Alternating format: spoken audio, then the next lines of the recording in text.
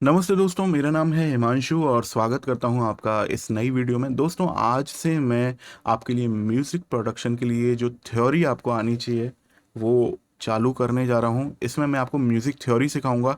आप ध्यान रखिएगा कि मैं आपको पियानो प्ले करना नहीं सिखा रहा हूँ, मैं आपको कीबोर्ड प्ले करना नहीं सिखा रहा हूँ।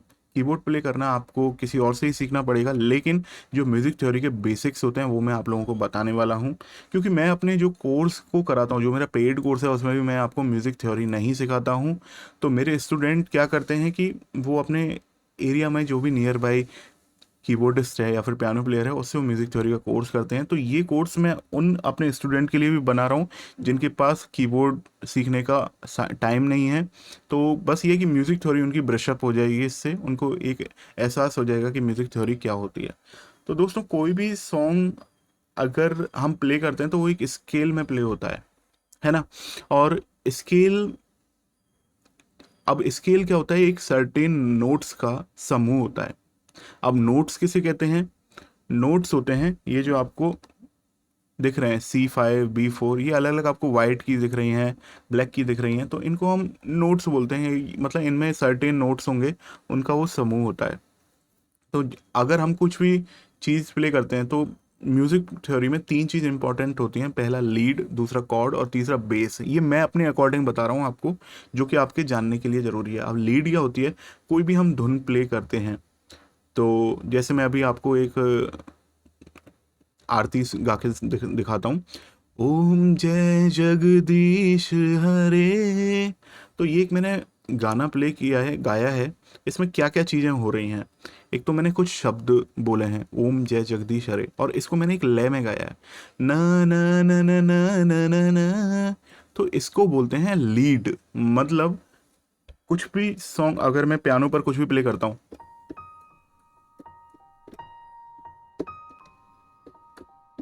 तो ये मैंने कुछ भी प्ले किया है पियानो पर, तो ये क्या है? एक लीड है ना। और इसके अलावा बैकग्राउंड में कुछ कॉर्ड रखे जाते हैं, जैसे मैं भी आपको प्ले करके दिखाता हूँ।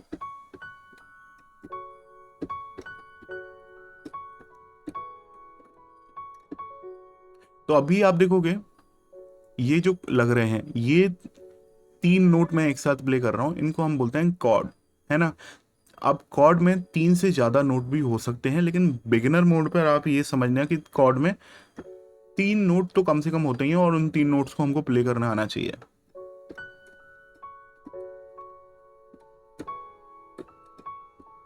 तो ये मैंने कॉर्ड प्ले कर दिया। अब कॉर्ड के अकॉर्डिंग ही, कॉर्ड और लीड के अकॉर्डिंग ही हमारी बेस लाइन होती है।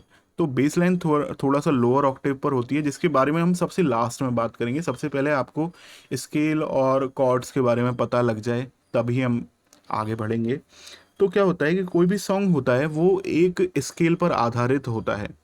स्केल, जैसे मैं आपको सी मेजर प्ले करके दिखाता हूँ, तो उसमें सबसे सिंपल होता है सी मेजर स्केल, क्योंकि इसमें सारी कीज होती हैं वो वाइट कीज आती हैं।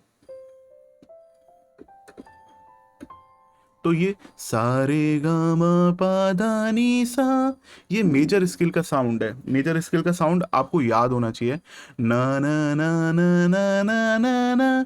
तो मेजर में भी सी मेजर पर, क्योंकि ये सी की से चालू हो रहा है। तो एक और बार मैं आपको प्ले करके दिखाता हूँ।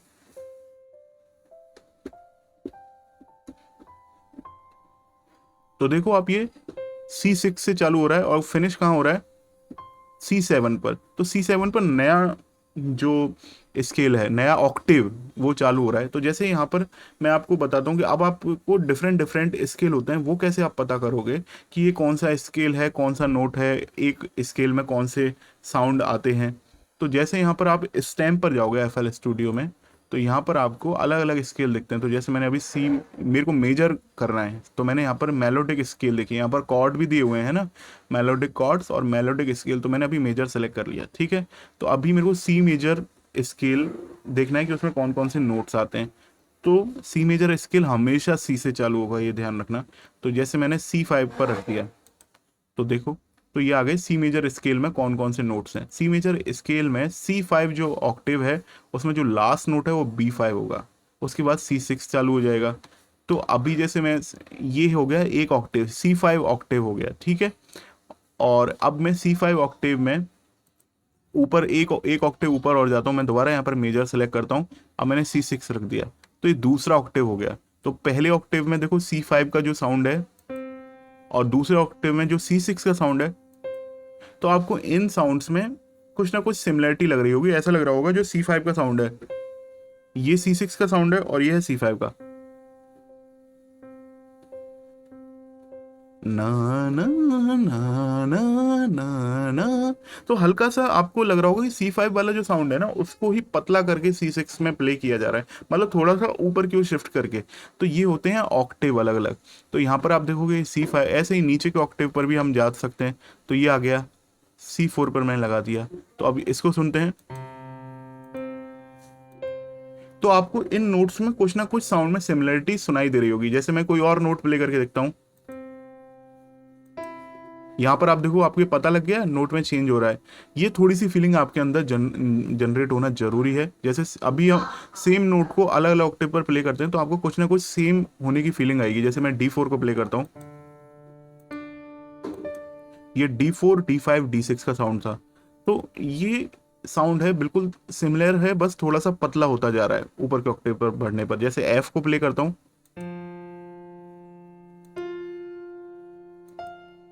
अब अगर मैं कोई और नोट को प्ले करता हूँ F में ही, तो आपको वो नोट थोड़ा सा अलग सुनाई देगा। आपको ये अलग सुनाई दे रहा है ना।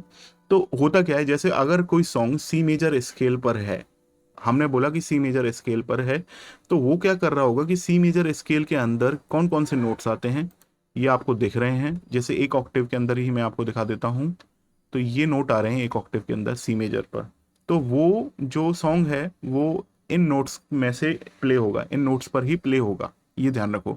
हाँ, ये हो सकता है कभी कभी उस सॉन्ग में एक आध दो नोट एक्स्ट्रा भी लग जाएं, जिनको अशुद्ध नोट बोलते हैं। जैसे ये जो ब्लैक हो रहे हैं ये वाले लग जाएं, ये जो खाली छूट रहे हैं, सॉरी।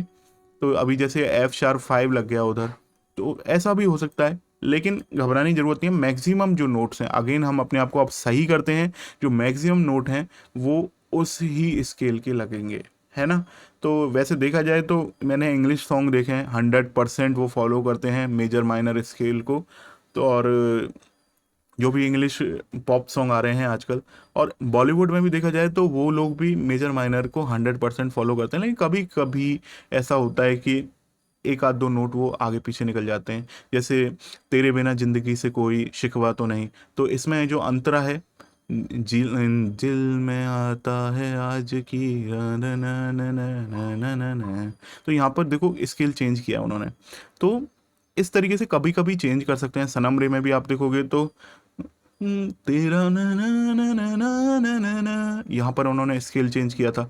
तो ऐसा हो सकता है कि आपके जो सॉन्ग हैं उसमें कहीं कहीं किसी प्लेस पर फीलिंग को चेंज करने के लिए वो लोग एक आध दो नोट से हट जाते हैं। लेकिन फिर हम यहाँ पर जो देखते हैं मेजॉरिटी का रूल देखते हैं। मेजॉरिटी वाला अगर सी मेजर जैसे फॉलो हो रहा है तो हम उसको सी मेजर पर बोलते हैं, या जो भी आपका हो सकता है। अब जैसे हो सकता है, ये तो मैंने आपको सी मेजर को प्ले करना बताया।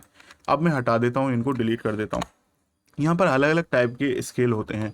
तो आप देखो कि अगर मैं यहाँ पर स्टैम्प पर जाता हूँ तो आपको देखो मेजर बी बी बॉप और मेजर पेंटाटोनिक, और एक माइनर होता है। माइनर, आपने मेजर और माइनर स्केल बहुत सुने होंगे, आपके टीचर आपको बोलते होंगे मेजर माइनर स्केल आपको प्ले करने आनी चाहिए सभी नोट्स पर।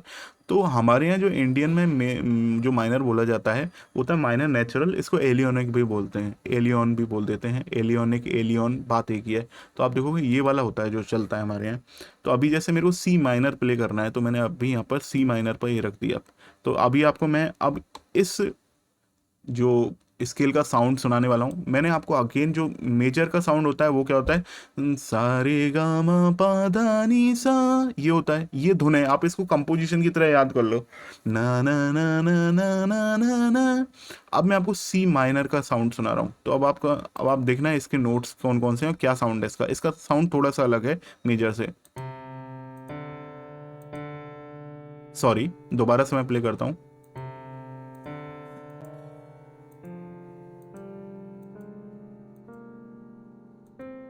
देखो मैं दोबारा से आपको एक और प्ले करके दिखाता हूँ।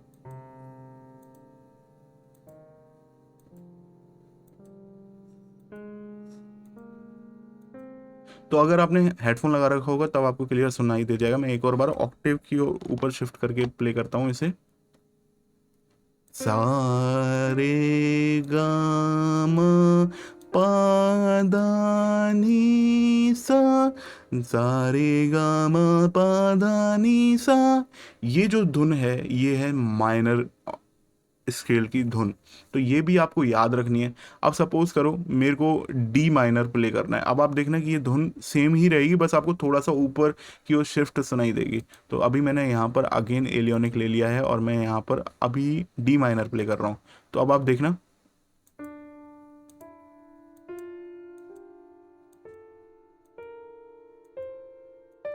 सारे गा मा पा धा नी सा। तो ये आया है हमारा माइनर स्केल का साउंड।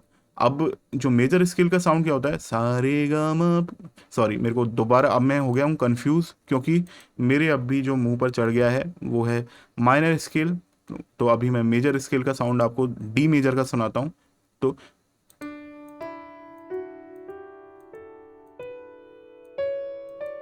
सारे गा मा पा धा नी सा। तो अगर आप इसको सी मेजर से कंपेयर करोगे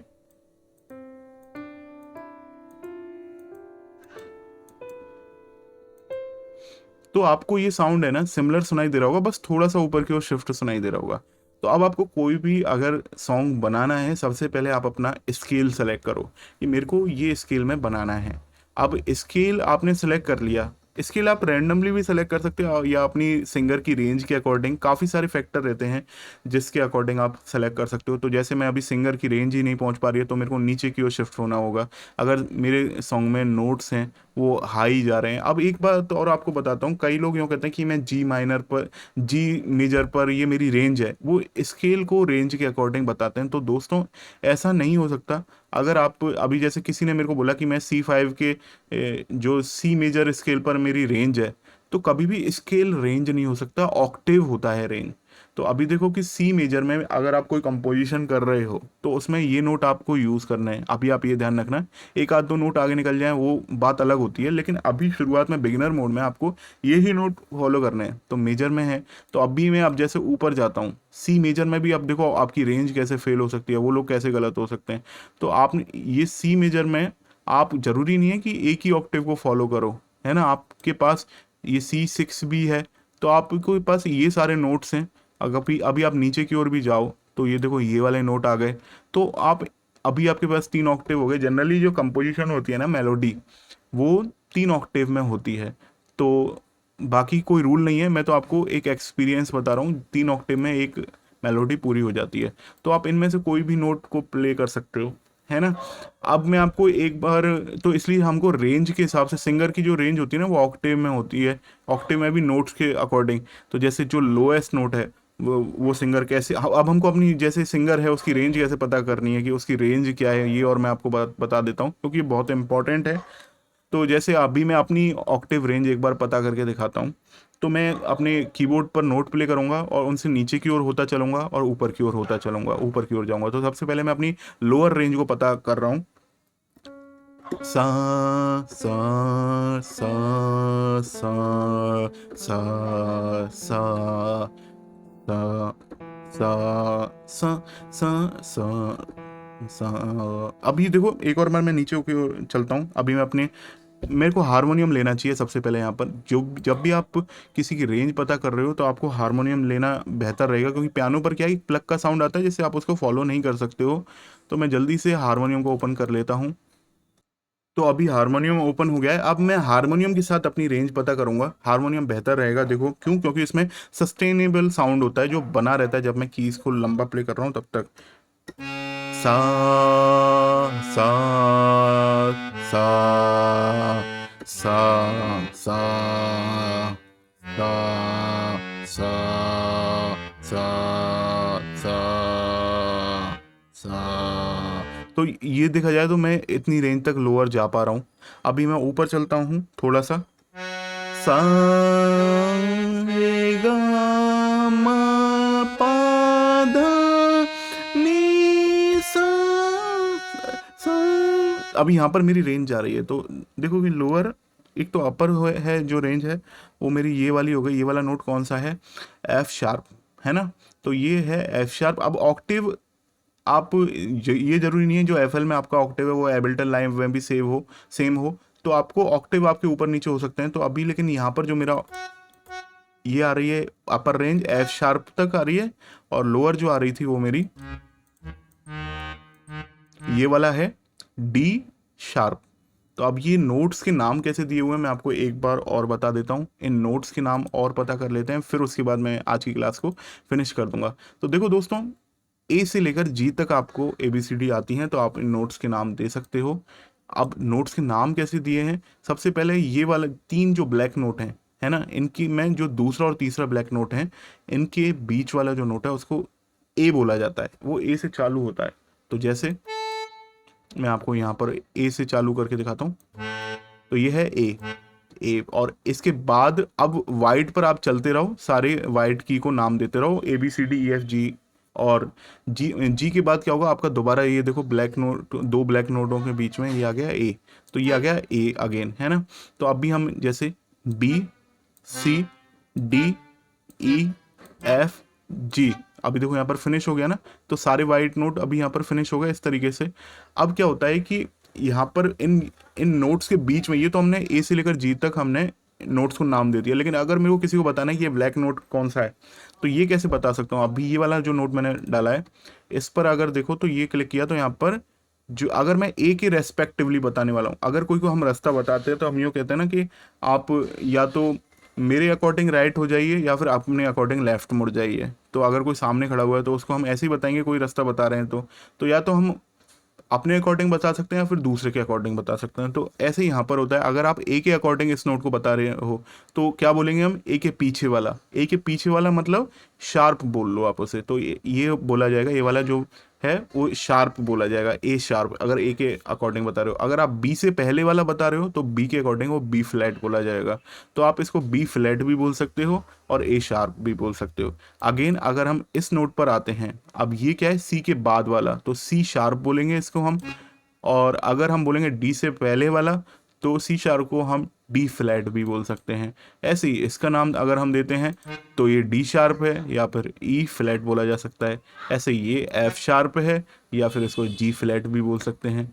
तो इस तरीके से आप इन नोट्स के नाम दे सकते हो। अब एफएल में अगर आपको पर्टिकुलरली ये नोट बताना है कि ये वाला नोट प्ले करो, तो अगर हम देखते हैं तो यहाँ पर एक ऑक्टेव लिखा रहा है। अगेन ये ऑक्टेव चेंज हो सकता है, मैंने एबल्टन लाइव में सेम ऑक्टेव आपका थोड़ा अलग बोलता है तो, और एफएल में अलग बोलता है, लेकिन ये सभी रिलेटिवली होते हैं। तो मतलब 2 ऑक्टेव ऊपर बोला जाता है या 2 ऑक्टेव नीचे, इस तरीके से। तो ये 4 लिख रहा है, लेकिन अगर आप एफएल में ही वर्क कर रहे हो, दूसरे को बता रहे हो कि ये नोट प्ले करना है, तो आपने जैसे ए शार्प बोल दिया और उसके बाद 4, तो मतलब ए शार्प 4 मतलब ऑक्टेव का 4th ऑक्टेव में ए शार्प प्ले करना है। तो अभी देखोगे तो यहाँ पर अगर हम देखते हैं ए शार्प, ये है ए शार्प 5th ऑक्टेव में। तो ये अलग अलग ऑक्टेव में हो सकते हैं। आज की वीडियो में बस मैंने आपको जो नोट्स हैं और स्केल्स के बारे में बताया है कि स्केल के अंदर जो नोट होते हैं उनको क्या नाम देते हैं। और अब आप अलग अलग स्केल्स को यहाँ पर एक्सप्लोर करना, आप यहाँ पर स्टैम्प टूल में जाना, यहाँ पर आपको अलग अलग स्केल मिलेंगे। अब देखो यहाँ पर अरेबिक स्केल भी दिया हुआ है, तो अगर आपको कंपोजिशन ब्लूज़ में अरेबिक में करनी है तो आपके पास ये स्केल दिए हुए हैं।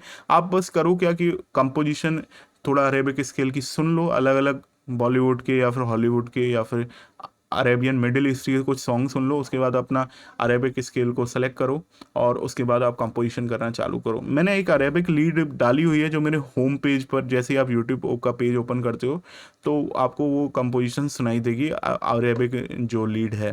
तो वो वाली जो मैंने बनाई है लीड, वो मैंने इस स्केल पर, अरेबिक स्केल पर बनाई हुई है। तो बहुत लोगों को क्वेश्चन आता है कि जो भी अब ये जो स्केल होते हैं ना, इनकी हल्की हल्की फीलिंग होती है खुद की, जैसे हंगेरियन, इन सबों की फीलिंग होती है, आप इनको गूगल पर सर्च करके सुन सकते हो। तो इसी तरीके से मैं इनको प्ले करता हूँ। तो यहाँ पर अब आप ये सारे स्केल्स को देखना, एक्सप्लोर करना। इसमें एक क्रोमेटिक स्केल और होता है जिसमें सारे नोट्स आते हैं। तो यहाँ पर अभी क्रोमेटिक स्केल दे रखा है क्या, नहीं दे रखा, मेरे को नहीं दिख रहा क्रोमेटिक स्केल। लेकिन क्रोमेटिक स्केल के बारे में और बता देता हूँ। तो देखो कि जब कभी भी यहाँ पर देखा जाए तो अभी यहाँ पर कुछ नोट्स छूट रहे हैं हर स्केल में। देखा जाए तो C5 में अगर मैंने प्ले करके दिखाया, C6 में अगर C मेजर है, जैसे या डी माइनर है, ये सारे स्केल मैंने प्ले करके दिखाए, तो आपको पता चला होगा कुछ नोट तो शामिल हो रहे हैं और कुछ नोट खाली छूट रहे हैं। लेकिन अगर किसी भी नोट पर मैं क्रोमेटिक स्केल उसका प्ले करता हूँ, जैसे एफ पर मैं करता हूँ, तो उसमें क्या होगा, पहले स्केल क्या होगा, F3 से चालू होकर F4 तक जाएगा। ये ध्यान रखना, मैं F4 से कर देता हूँ क्योंकि वहाँ पर साउंड नहीं है अभी वहाँ पर, तो F5 तक जाएगा। लेकिन क्रोमेटिक स्केल में क्या होता है कि ये सारे नोट है ना बीच के, वो सारे शामिल हो जाते हैं।